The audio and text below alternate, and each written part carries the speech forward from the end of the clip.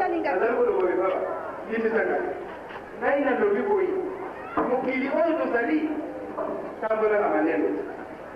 Mukili oyo tozali moto akosa yo te. Pena mukili oyo tozali mama. Mokolo mukili oyo azali etikali moke akoloba. Papa oyezoki alobi awa soki akotina kusonga sanango abeyebi te. Nosi omebi te. Kimona meso boy. Mina lokili te. Bon, nazali koloba oyo. Kutu mwe kendo lobe opesa te. Papa alobi priorité ngendo lo. Mais ezali kosila te mpona nini?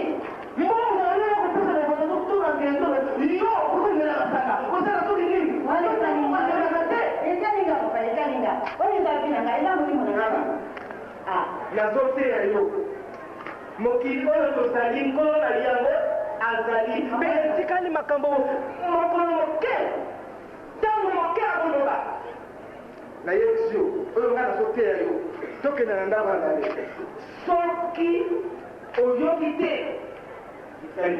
Soki oyoki salela boma na motema. Pamba te mokolo mokili oyo azali. Mpe akoloba etikali moke. Aloba te ekalinga te. Nalakei.